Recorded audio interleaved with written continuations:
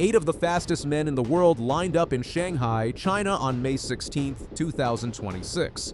There was a 2019 world champion in the field, 2 Olympic 200-meter medalists, the African record holder, the defending Diamond League race winner, and the man who won the whole thing by 1,000th of a second was someone who 9 years ago broke his back and spent 2 years running times a club athlete would be embarrassed by.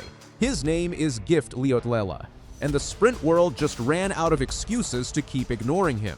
At the 2026 Wanda Diamond League opener in Shanghai, Leotlela crossed the line in 9.97 seconds to claim his first ever Diamond League victory. Kenya's Ferdinand Omanyala finished second in 9.98.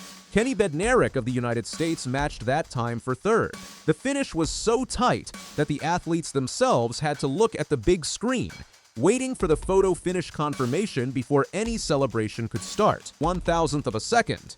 That is the thinnest winning margin sprint photography can reliably separate. Leotlela leaned perfectly at the line, and it was enough. Just enough. Look at the names he beat. Trayvon Bromell finished 4th in 10.01. Australian rising star Lachlan Kennedy was 5th in 10.01. Akani Simbine, the South African sprint legend and defending race champion at this same meet, finished 6th in 10.05. Botswana's Olympic 200-meter champion Letsile Tebogo was 7th in 10.12, and 2019 World 100-meter champion Christian Coleman crossed 8th in 10.19. Read that list again slowly. Former world champion, Olympic champion, African record holder, 2-time Olympic 200 meters medalist, former Diamond League winner, all of them in one race in the first major outdoor event of the 2026 season. Leotlela beat every single one of them. Now, here is what makes this story genuinely hard to believe. To understand what this win actually means, you need to go back to 2017. Because the man who just won the opening Diamond League of the year almost never made it back to competitive sprinting at all. Leotlela was born in Futhaditjhaba, a mountainous part of South Africa's Free State province. His mother raised him and his siblings alone. Although times were not always easy, he later told World Athletics, she never once complained. He was a sprinting prodigy from the moment he was old enough to race seriously. At 17, he ran 20 seconds at the Commonwealth Youth Games in Samoa, a time that was, at that point, the joint second fastest by any under-18 runner in history. The following year, at just 18 years and 2 months old, he became the youngest track and field athlete to represent South Africa at an Olympic Games, when he lined up for the 200 meters at Rio 2016. He was going to be special. Everyone watching could see it. Then April 2017 arrived, and everything collapsed. During the South African Championships in Potchefstroom, Leotlela suffered a lower back fracture.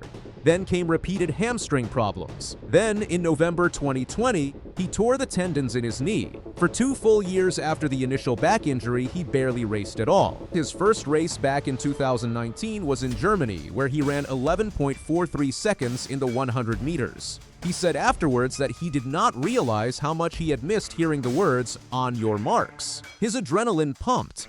He was rusty.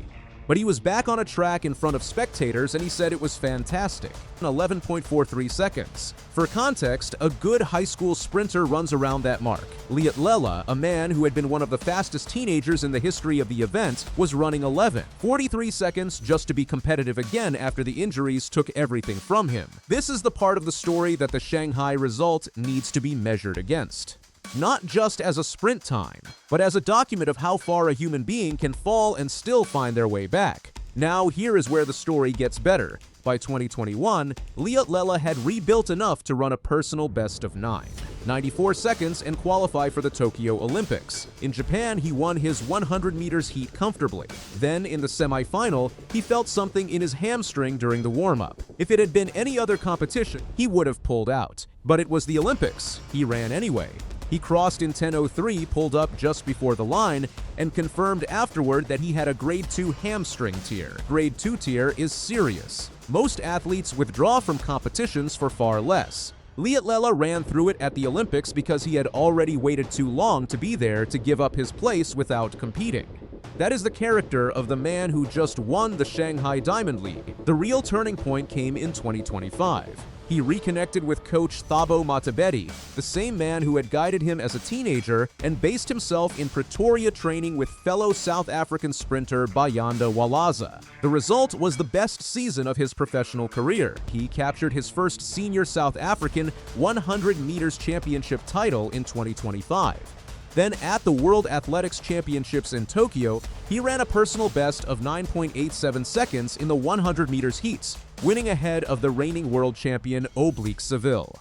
He made the final and finished fifth in the world at the World Championship after a career built on back fractures, hamstring tears, and torn knee tendons.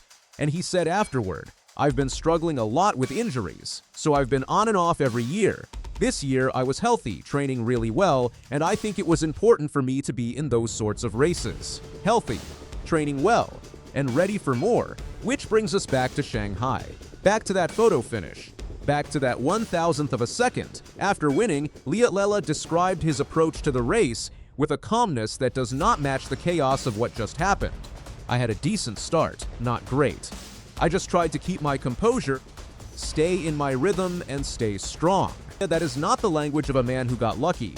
That is the language of someone who knew exactly what he was doing out there. He did not oversprint. He did not panic at the fact that Omanyala, Bednarek, and Bromell were all around him. He stayed in his lane, ran his own race, and leaned at the right moment. Now, here is the part of this story that connects directly to the rest of the 2026 season. The night after Leotlela won in Shanghai, Noah Lyles ran 9.95 at the Seiko Golden Grand Prix in Tokyo with the slowest reaction time in the field and still won comfortably. Then he looked at a microphone and said, "I hope they go back to practice because Shanghai wasn't impressive." He said it while winning his own race in a different country on a different night against a completely different field. That is the tension building in the men's 100 meters right now. Lyles is the Olympic champion. He is the most decorated active sprinter in the world. He has tools that nobody else in the field currently possesses. But he was not in Shanghai. He has not stood next to Omanyala and Bednarek and Coleman and Simbine and Tebogo in one race yet this season. When that moment comes, whether in Rome on June 4th or in Paris, or most critically in Budapest in September at the World Athletics Ultimate Championship, the field he will face will not be a comfortable one. Look again at what just happened in Shanghai. Omanyala went into that race having already run sub-10 seconds 3 times in 2026 before that meet even started. The African record holder had replaced Kashane Thompson late in the lineup and still nearly won. Bednarek, twice an Olympic 200-meter medalist, ran 9.98 and finished 3rd. Bromell, who has run 9.77 in his career, finished 4th. That is not a soft field. That is what the men's 100 meters looks like in 2026. And in Budapest, for the first World Athletics Ultimate Championship final in September, the prize money for winning a single event is $150,000. The deepest 100 meters field in years will be trying to beat Noah Lyles on the biggest paid night in the history of track and field. Leotlela made his own ambitions for that moment completely clear after winning in Shanghai. The main goal for me in 2026 is to win the Commonwealth Games and then on to the Ultimate Championships at the end of the season. He is not talking about survival at those events. He is talking about winning them.